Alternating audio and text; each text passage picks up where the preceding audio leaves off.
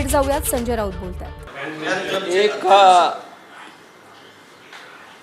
अमित शहा हे देशाचे गृहमंत्री आहेत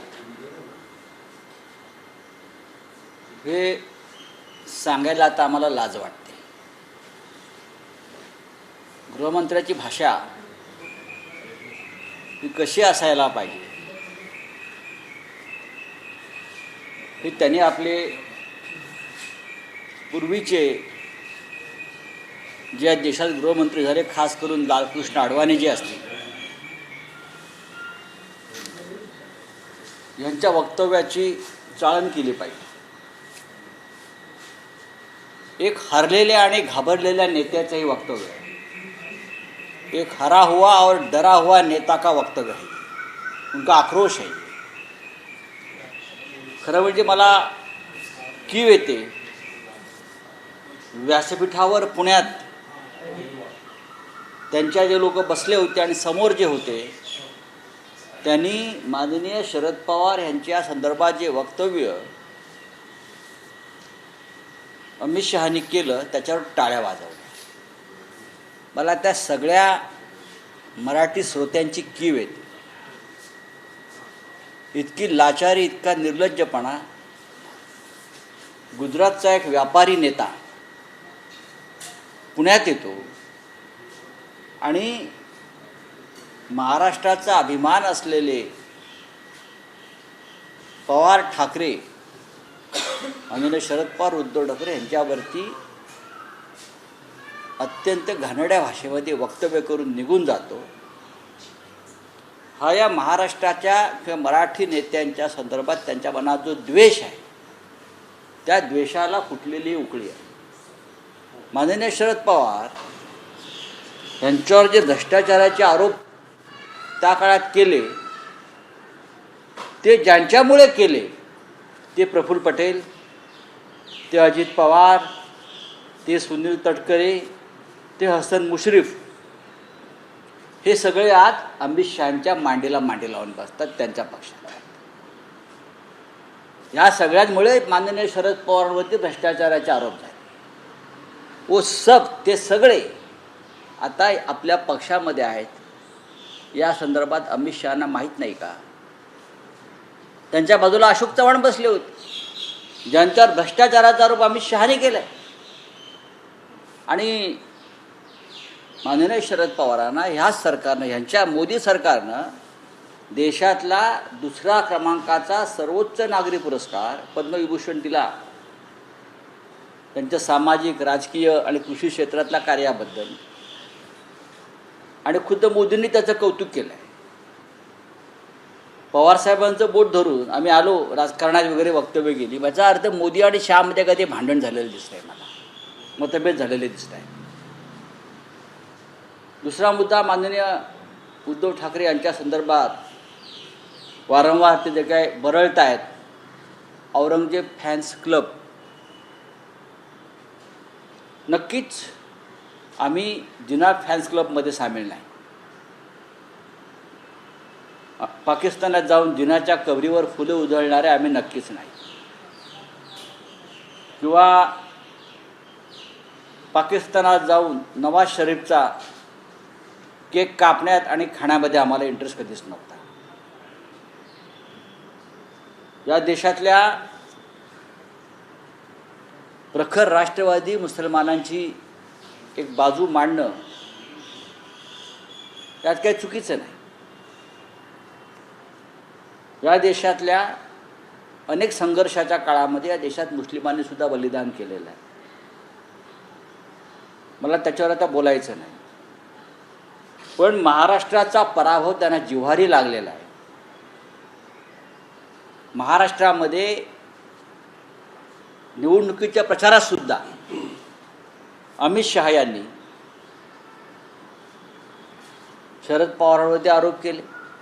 माननीय उद्धव ठाकरे यांना औरंगजेब फॅन्स क्लबचे काय प्रमुख म्हटलं, तरीही या राज्याच्या जनतेनं त्यांचा दारुण पराभव केला. तुम्हाला सुरत जशी महाराजांनी लुटली एका राष्ट्रीय हितासाठी, तसे तुम्हाला गुजरातच्या व्यापाऱ्यांना आम्ही महाराष्ट्र लुटू देणार नाही, हा संदेश लोकसभा निवडणुकीच्या निकालानं अमित शहाना दिलेला आहे आणि त्याचा आक्रोश ते आता करत आहेत. माननीय शरद पवार साहेब असतील, माननीय उद्धव ठाकरे साहेब असतील, हे दोन या महाराष्ट्राच्या आणि देशाच्या राजकारणातल्या सन्माननीय व्यक्ती आहेत. भारतीय जनता पक्षासारखा खोटारडेपणाच्या मशीन्स लावून आम्ही काम करत नाही. आम्ही EVMचे घोटाळे करून, निवडणूक रोख्यांचे घोटाळे करून, ED आणि CBIचे घोटाळे करून आम्ही जिंकत नाही. आम्हाला जनतेनं स्वच्छ आणि स्पष्ट मार्गाने विजयी केलेला आहे.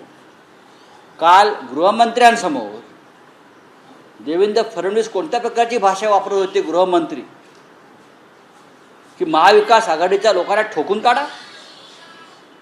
हां, ठोकून काढा. ही कुठली भाषा आहे?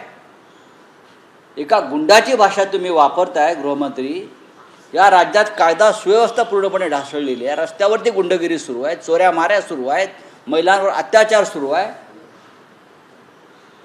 आणि आपण म्हणताय महाविकास, म्हणजे इतका पराभव तुमच्या आरपार गेला आहे. देवेंद्र फडणवीसांचा विधानसभेत पराभव झाल्याशिवाय राहणार नाही.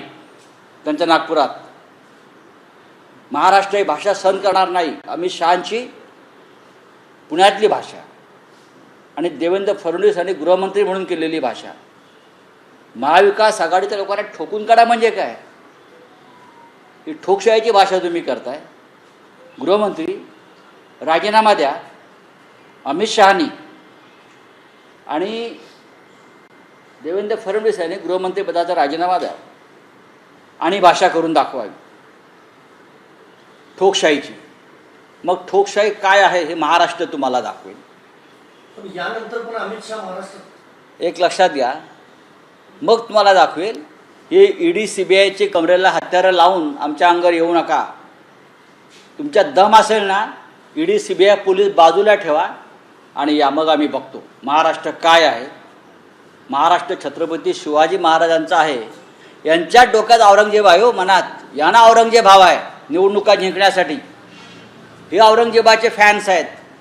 यांनी ठिकठिकाणी औरंगजेबाचे फॅन्स क्लब निर्माण केले. यांना निवडणुका जिंकायच्या आहेत, यांना दंगली घडवायच्या आहेत हिंदू मुसलमान आणि निवडणुका जिंकायच्या आहेत. म्हणून त्यांच्या तोंडामध्ये आणि मनामध्ये औरंगजेब आहे, आमच्या नाही. बोला.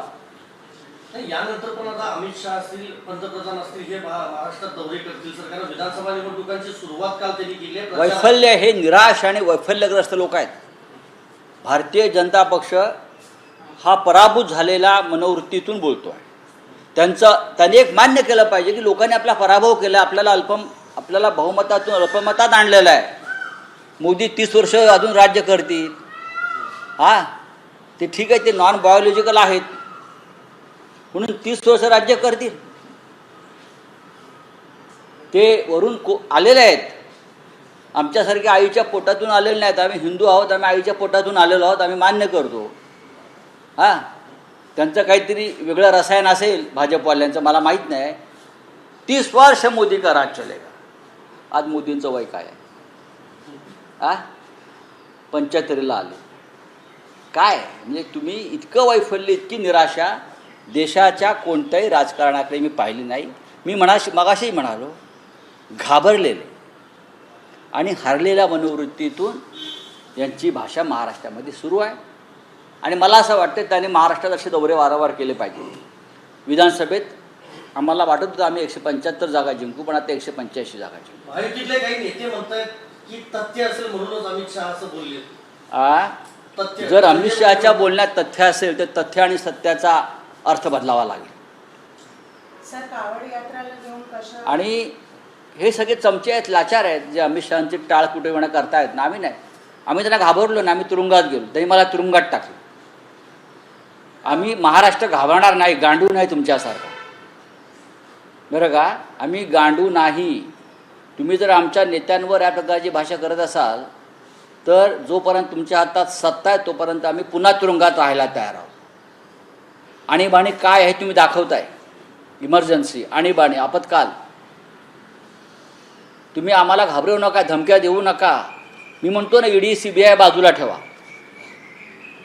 तुमचा भ्रष्टाचार, तुमचं मुळात पक्ष आणि तुमचा सरकार भ्रष्टाचारातून आलेला आहे. पैसा फेको तमाशा देखो. देवेंद्र फडणवीस म्हणतात 20 आमदार फोडले महाविकास आघाडीची, चिंचोके देऊन फोडले का?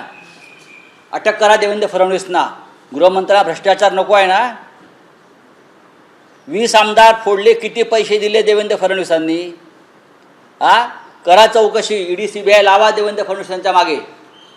तुम्ही जर सच्चे असाल ना गृहमंत्री अमित शहाजी, तर पहिली चौकशी देवेंद्र फडणवीसची करा. 20 आमदार फोडले असं गर्वाने सांगतो. ही यांची लायकी या सगळ्यांची. गृहमंत्री सांगतो मी 20 आमदार फोडले. फुकट फोडले का दही भात देऊन फोडले? किती दिले? 50 कोटी रुपये दिले परत या आमदारांना. फडणवीसांनी पैसे आणले कुठून? शिंदेने पैसे आणले कुठून? अजित पवारने पैसे आणले कुठून? गृहमंत्री अमित शहा चौकशी करणार आहेत, यांच्या मागे ईडी लावणार आहात, तर तुम्हाला भ्रष्टाचारावर बोलण्याचा अधिकार आहे. फोडलेल्या आमदारांनाही पैसे दिलेले आहेत असा आरोप आहे तुमचा? नक्कीच. आता जे 20 आमदार जे ते म्हणतायत ना स्वतः, आम्ही महायुतीचे 20 आमदार कधी फोडले कळलंच नाही. असे म्हणजे जादू आहे का? पैसे देऊनच फोडलेत ना, धमक्या देऊनच फोडलेत ना ईडी CBIच्या. करा चौकशी देवेंद्र फडणवीस या वक्तव्याबद्दल. सर, अजित पवार म्हणतात की आम्ही स्थानिक स्वराज्य निवडणुका ज्या आहेत त्या वेगळ्या लढू. आम्ही मला त्यांच्याविषयी काय बोलायचं नाही. बघा ते भाषणामध्ये हा देखील प्रश्न उपस्थित झाला. मराठा आरक्षण महाविकास आघाडीच्या सरकारमध्ये आलं जातं आणि महाविकास असं काही होत नाही. लोकसभेत हा ठराव आणा. हा विषय लोकसभेचा आहे, तुम्ही घेऊन या ना, आम्ही तुम्हाला पाठिंबा देऊ. आणावा ना. अमित शहा काय बोलतायत? तोंडाची वाफ काय दवडतायत? देशाचा गृहमंत्री कसा नसावा हिंदुस्थानसारख्या, याचा एक नमुना म्हणजे अमित शहा आहेत. पवारसाहेब त्याच्यावर सविस्तर बोलतील. कधी काळी आपण कोणत्या गुन्ह्यासाठी आपल्या राज्यातून तडीपार झाला आहात याचं आपण स्वतः आत्मचिंतन करावं. आम्हाला बोलायला लावू नका. आपण गृहमंत्री आहात, तुमचा आम्ही मान राखतो. पवार साहेब आणि मुख्यमंत्र्यांच्या सर भेट होते मराठा आरक्षण होऊ द्या ना, होऊ द्या. पवारसाहेबांना तो अधिकार आहे या विषयावर चर्चा करण्याचा, बोलण्याचा. आणि या विषयावरती ज्येष्ठ नेत्यांनी बोलून मार्ग काढावा. बोलिये, क्या बात आहे? यात्रेला घेऊन सर काय हे सांगा. उत्तर प्रदेश सरकारचा आदेश ज्या प्रकाराने काढला आणि आपण हे पण बघितलं की काल ऑल पार्टी मीटिंग मध्ये NDAचेच चिराग पासवान, अजित पवार आणि बघा, याला गांडू विरोध म्हणतो आम्ही. ये नामर्दानगी का विरोध है. इस देश में आप फिर एक बार विभाजन करना चाहते हो. या देशामध्ये पुन्हा एकदा आपण विभाजन करू इच्छिता, फाळणी करू इच्छिता, दंगली घडवू इच्छिता. आणि तुम्ही सगळे डरपोक लोक सरकारमध्ये बसून आहात. द्या राजीनामे, काढा सरकारचा पाठिंबा. जर तुम्हाला धाब्यांवरची नावं पाहिजे आहेत मुसलमानांची खास करून, मग या देशासाठी स्वातंत्र्य लढात आणि अनेक युद्धात, अनेक संघर्षात ज्या मुस्लिम जवानांनी बलिदान केलं त्यांची नावं लावा. ब्रिगेडियर उस्मानपासून, अब्दुल हमीदपासून, कारगिल, मणिपूर में, जम्मू काश्मीर में कितीतरी लोकांनी, मुस्लिम आमच्या बांधवांनी जे हौतात्म्य दिलेलं आहे, तुम्ही त्यांची नावंसुद्धा ठिकठिकाणी लावायला हवीत. चला, आप हिंदी की बात करिए. नितेश राणेंनी शुभेच्छा सोडून द्या. चला, आज पार्लियामेंट सेशन है, इकोनॉमिक सर्वे क्या एक्सपेक्ट कर रहे हैं? देखिए, क्या एक्सपेक्ट करेंगे? हम चाहते हैं देश में महंगाई कम हो, कि देश का आर्थिक विकास हो, बेरोजगारी कम हो, हाँ, लोग खुशहाल रहे. इस तरह का कोई निर्णय आने दो, कल बजट पे हो जाएगा. और क्या हम बात, ये दर दिन के झगड़े हिंदू मुसलमान, उससे कुछ होने वाला नहीं है. देश पे कितना कर्जा है आपको मालूम है? एक महाराष्ट्र स्टेट है, उसके ऊपर 8 लाख करोड़ का कर्जा है. हर स्टेट पर कर्जा है, देश पे कर्जा है. क्या करेंगे आप लोग? सर, अमित शाह ने जो स्टेटमेंट दिया महाराष्ट्र में आकर और क्या है? शरद पवार के भ्रष्टाचार के सरदार का है. अगर पवार साहब भ्रष्टाचार के सरदार आप कहते हो, तो आपके मोदी जी तो पवार साहब के गुणगान गाते हैं. आपके सरकार ने पवार साहब को देश का सर्वोच्च भारत रत्न के बाद जो नागरिक पुरस्कार होता है, पद्म विभूषण देकर सम्मानित किया है, उसका मतलब क्या है? क्या आपके वो पुरस्कार देने में भी भ्रष्टाचार है क्या? जैसे नीट में है, यूपीएससी में है, तो पुरस्कार में भी भ्रष्टाचार आप करते हो? देखो, इस प्रकार के आरोप औरंगजेब फैंस क्लब, पवार साहब के भ्रष्टाचार के बारे में ये चुनाव के प्रचार में हुआ था, और लेकिन महाराष्ट्र की जनता ने उनको नकार दिया। ये उनके मन में विफलता है, फ्रस्ट्रेशन है, वो निकालने दो। मुझे आश्चर्य है, अमित शाह जी को पता होना चाहिए, जिन लोगों के कारणों से भ्रष्टाचार की वजह से पवार साहब के ऊपर आरोप लगाए थे, जिसमें अजित पवार, मोदी जी ने आरोप लगाया था, हसन मुशर्रफ, आपके लोगों ने आरोप लगाया था, बीजेपी के सुनील तटकरे के ऊपर आरोप लगा था, प्रफुल्ल पटेल जी के ऊपर आरोप लगाया था। ये सभी लोग बीजेपी में हैं, बीजेपी के साथ हैं, और आप पवार साहब के ऊपर आरोप लगा रहे हैं। आप गृह मंत्री, आपको पता होना चाहिए कि आपकी इंटेलिजेंस फेल है या आपका दिमाग फेल है।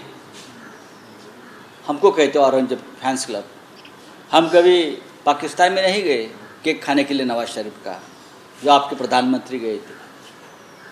हम कभी जिना के कब्रिस्तान पर नहीं गए, कभी नहीं गए ना, जो आपके नेता गए थे। सोच समझ कर बात कीजिए, ये महाराष्ट्र है, आपको सबक सिखाएगा। कांवड़ यात्रा में जिस तरह से यूपी के कई इलाकों में नेम प्लेट कांवड़, देखिए, नेम प्लेट पॉलिटिक्स चल रहा है, हिंदू मुसलमान विभाजन की बात, दो समाज में विभाजन करने की बात, चुनाव कुछ राज्य में आ रहे हैं, उससे क्या होगा?